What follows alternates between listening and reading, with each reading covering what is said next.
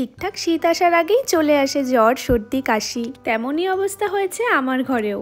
সর্দির জন্য কিচ্ছু খেতে ভালো লাগছে না, তাই আবদার ছিল সন্ধ্যার সময় যেন এমন কিছু একটা বানিয়ে দিই যেটা খেতে একটু ভালো লাগে। তখন ভাবলাম একটু গরম গরম স্যুপ বানিয়ে দিই, যেটা সর্দির মুখে খেতে বেশ ভালোই লাগবে আর হেলদিও হবে। তার জন্য আমার ঘরে যেসব ভেজিটেবল ছিল সেগুলো কয়েকটা নিয়ে কুচি করে কেটে নিয়েছিলাম। এই যেমন আমি নিয়েছিলাম গাজর, টমেটো, ক্যাপসিকাম, পেঁয়াজ, বাঁধাকপি আর কিছুটা পেঁয়াজ কলি ছিল, সেটাও কুচি করে কেটে নিয়েছিলাম। আর নিয়ে নিয়েছিলাম কাঁচা লঙ্কা। কড়াইয়ে সাদা তেল গরম করে তার মধ্যে আদা আর রসুন কুচি দিয়ে ভালো করে গোল্ডেন ব্রাউন করে ভেজে নিয়েছিলাম, যাতে কাঁচা গন্ধটা চলে যায়। তারপর কেটে রাখা সমস্ত ভেজিটেবল গুলো দিয়ে দিয়েছিলাম।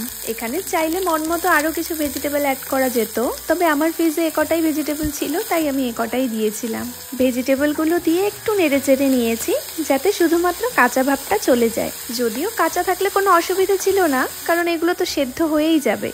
এখানে একটু টমেটো সস আর সামান্য একটু সয়া সস আর একটু শেজওয়ান চাটনি দিয়ে দিয়েছিলাম। সবকিছু একসাথে মিক্স করে পরিমাণ মতো জল দিয়ে দিয়েছিলাম। যেহেতু আমি দুজনের জন্য বানিয়েছি, তাই 2 বাটি জল দিয়েছি। তারপর ওপর দিয়ে সেই কেটে রাখা পেঁয়াজ কলিগুলো দিয়েছি আর একটু বেশি করে দিয়েছি গোলমরিচের গুঁড়ো। তারপর পরিমাণ মতো সাদা নুন আর বিট নুন দিয়ে একসাথে মিশিয়ে ভালো করে সবকিছু সেদ্ধ করে নিয়েছি।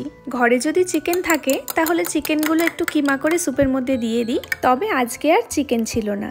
তার জন্য একটা ডিম ফাটিয়ে নিয়ে আস্তে আস্তে স্যুপের মধ্যে দিয়ে খুব ভালো করে নেড়ে নিয়েছি, যাতে ডিমটা পুরো এক জায়গায় দলা পাকিয়ে নেওয়া যায়। এরপর 2 চামচ কর্নফ্লাওয়ার নিয়ে তার মধ্যে একটু নর্মাল জল দিয়ে গুলে নিয়ে আস্তে আস্তে করে স্যুপের মধ্যে ঢেলে দিয়েছিলাম আর কন্টিনিউ খুন্তিটা নাড়িয়ে গেছিলাম, না হলে কর্নফ্লাওয়ারটাও এক জায়গায় দলা হয়ে যায়। তারপর ওপর দিয়ে ধনেপাতা কুচি দিয়ে আবারও খুব ভালো করে মিশিয়ে নিয়ে গ্যাসের ফ্লেমটা অফ করে দিয়েছি।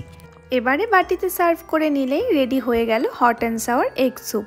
ঠান্ডা লাগলেই যেমন আমরা কাড়া বানিয়ে খাই, তেমনই এটাকেও কিন্তু চাইনিজ কাড়াও বলে, কারণ ঠান্ডা লাগলে এই স্যুপগুলো খেলে বেশ আরাম হয়। আর সর্দিতে যখন মুখে কিচ্ছু ভালো লাগে না, তখন এই স্যুপটা খেতে বেশ ভালো লাগে।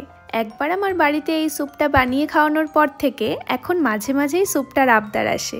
তোমাদেরও সর্দি বা ঠান্ডা লাগলে এভাবে বাড়িতে স্যুপটা বানিয়ে খাও, দেখবে বেশ আরাম পাবে।